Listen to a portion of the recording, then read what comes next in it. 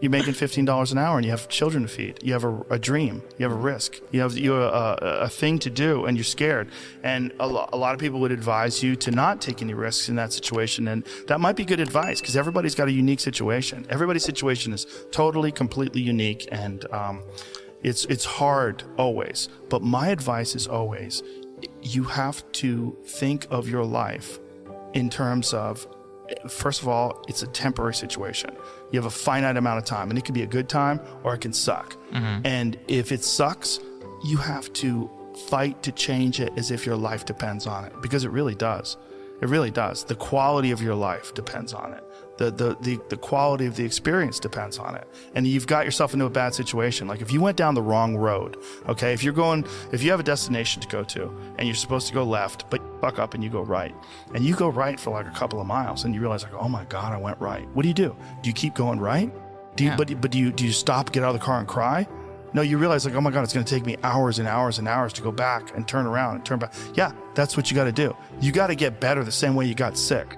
You've been living your life, and if you've been living your life with a bad diet or with a bad mindset, or you've been living like blaming other people for your failures, you've got to recognize that those things are not serving you well, and you have to back up and you have to go left. You have to go the right way. You have to figure out a way to get on the right path. And for a lot of people, that kind of change and that kind of alteration of these comfort patterns that people fall into is extremely difficult to do. But you've got to do it. You've got to do it. It's the only way to do it. I think your feelings are important, but I also think that people have a tendency towards self-indulgence. And if you deny that tendency, if you ignore that fact, you're going to create a bunch of people that think that the world does revolve around every single nuanced feeling that they have. Also, there's this rejection of responsibility and discipline, and this equation. They're equating discipline with not just toxic masculinity, but cruelty. That, you're cruel if you impose discipline or if you encourage discipline. And I say, I follow Jocko Willink's advice. Discipline equals freedom. And I think that's real. And I think that if you can figure out a way to work hard, you will feel satisfaction from the results of that work. It makes you feel better. For a society that's so concerned with feelings, you should be looking at all the different ways that the life that you choose affects the way you feel about things.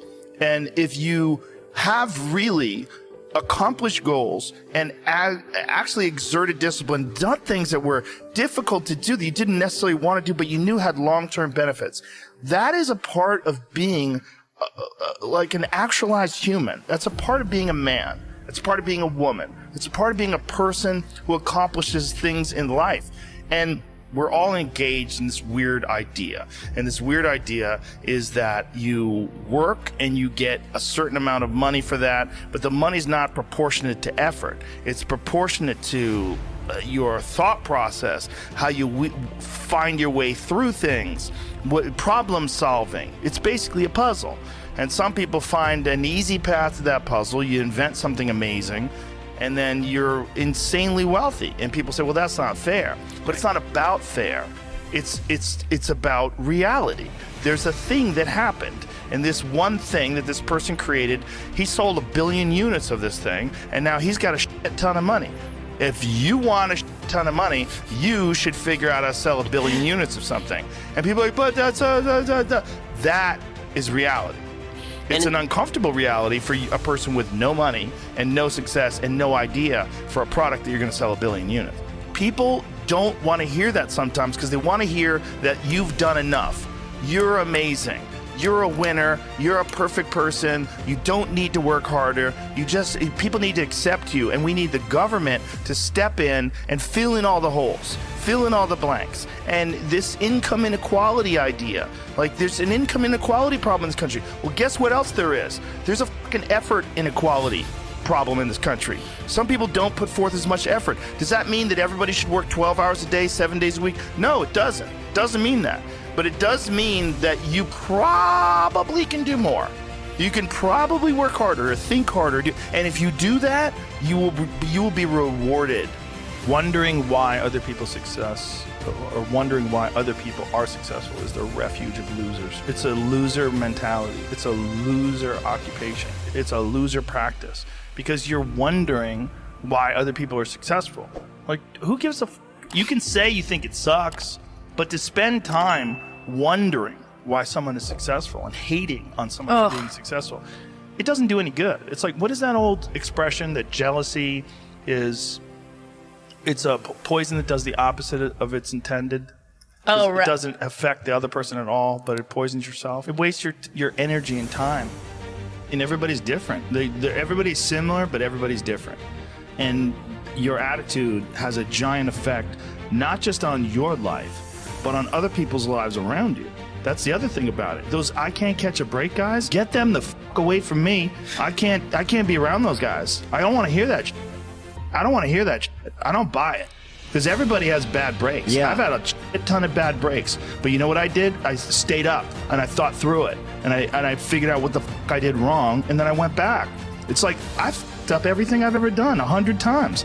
There's no other way to do it. And I've had a bunch of shitty breaks. Everybody has. But you got to realize when you have those shitty breaks what that is. It's an opportunity for you to reassess, reboot, get better, figure out another way, find another way through. It's just little challenges. And the people that look at those challenges and go, why do I always have these challenges? They're cancer. Those people are dangerous to be around. They will rob you of your enthusiasm. They don't give you any fuel. They're the opposite of fuel. Like the fuel people, the people that are kicking ass, the people that are out there just fucking hustling, always getting things done. You go and get after it. You don't make any excuses. And those kind of guys are fuel. But those I can't catch a break guys, they're the opposite of fuel. They're just pissing on your fire. They're no fun. Well, I think the one thing that discipline definitely does help you with is it helps you get things done. And when you get things done, when you actually do things, you have more success. If you have more success, and sometimes a big part of success is just not being fucking lazy and just doing it. Yeah. That's like 90% of it is just showing up. Get there and start working. Like, you're not gonna feel perfect every day. If I only worked out when I felt good, I'd be a fat fuck. Because there's a lot of days I don't want to do it. It's pretty much the same with everybody that actually gets good at something. There's got to be those days you push through, and they're probably going to be more numerous than the days you don't. And so the benefit of discipline, in my eyes, has always been that through discipline I get things done. I always say that I'm like the most lazy, disciplined person I know because I don't want to do it. Yeah, but I always do. One of the big problems is sitting down and doing the work. Mm-hmm. And you got to, and Pressfield talks about that in the most concise and beautiful way. And he labels it like an enemy. He calls it resistance, and that you have to sit down, you have to overcome resistance, and that the pro goes to work. And it doesn't matter if you're sick, doesn't matter if you have kids, it doesn't matter what you're a pro and you go to work. And that just, it puts it in your head that this is what I do.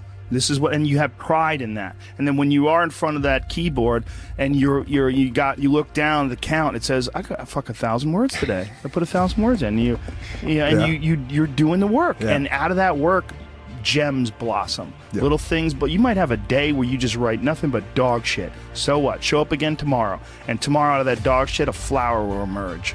You never know. And that's the only way to develop to really develop your potential 100% in anything, whether it's as an author or even as a martial artist. There's a lot of creativity in martial arts.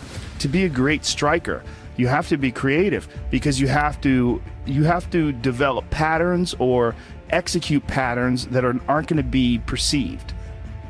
This idea that life is hard is something you're supposed to shield from them, it's so silly. And, I've had this conversation with my friends because everybody that I know that's interesting had a fucked up life. But now we have kids, and the last thing we want is our kids to have a fucked up life. So we put our kids in these good schools, we live in these nice neighborhoods, everybody eats healthy, and there's no fucking domestic violence, and everybody seems, it's so different than all of our lives. And we were talking about it. Me and Brian Callen were actually talking about it. Like, look, we all had fucked up childhoods, and everybody we know had fucked up childhoods. And they're all interesting. But I don't want my kids to be boring, but I also want them to be safe. So it's like, how do you approach that? I mean, I think you get involved. This is what I've chosen to do, is get my kids involved in martial arts and give them the opportunity to pursue difficult things, and understanding that through pursuing these difficult things, like in accomplishing stuff, like you learn something about yourself. You learn that you have this ability inside of you to overcome. Get obsessed with life improvement. Find things that you enjoy doing that are difficult, do them and get better at them. Seems so simplistic. It seems like a ridiculous, idealistic point of view, but it's effective.